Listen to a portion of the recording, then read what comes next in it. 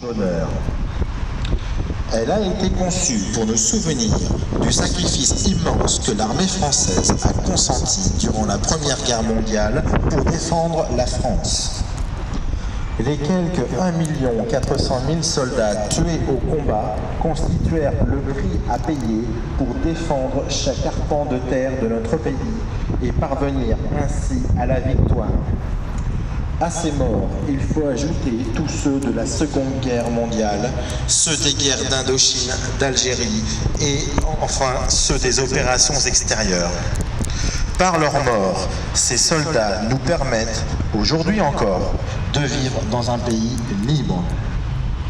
Et pour que ce soldat, à la fois inconnu et célèbre, dont le silence et le sacrifice font la grandeur, ne voit pas sa mémoire se perdre dans l'oubli, ce monument a été magnifié 3 ans plus tard par une flamme. C'est la flamme du souvenir. Mais si l'œuvre de mémoire est indispensable, elle n'est pas suffisante, car il nous faut aussi chercher à comprendre le sens de ces sacrifices inouïs et incompréhensibles à notre regard d'homme contemporain.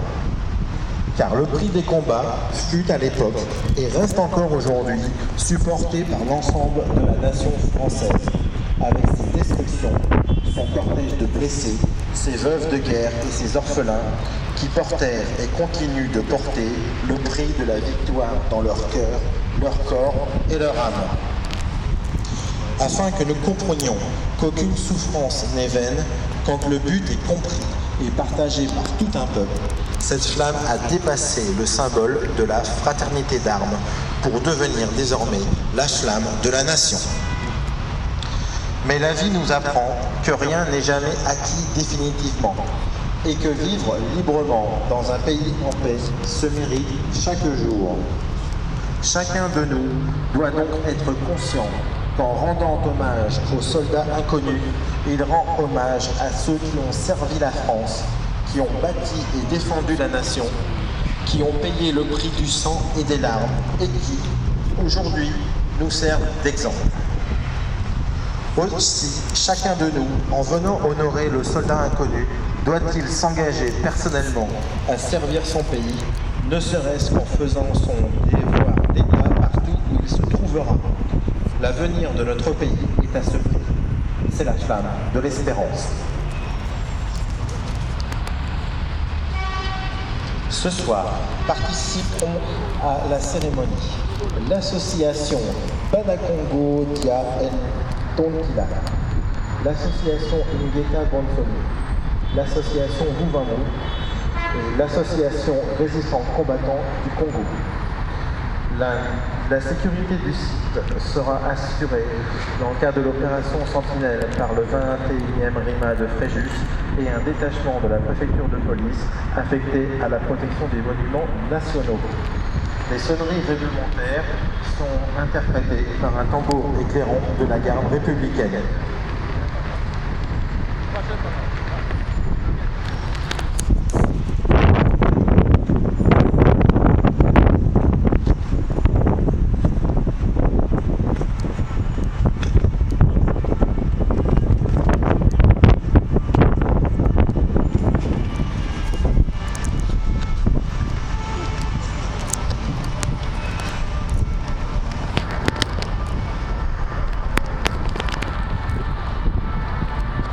Dépôt de gerbe par la présidente de l'association Banakongo Dia Tontila.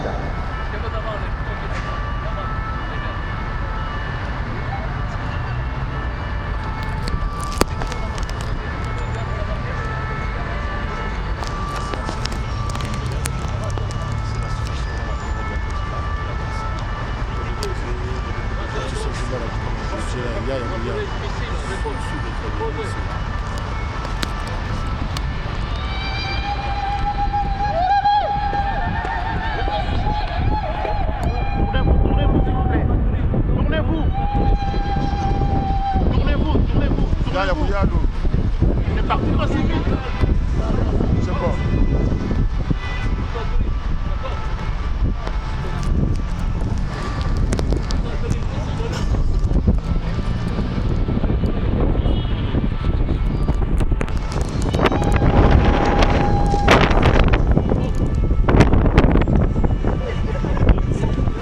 où ça va vous.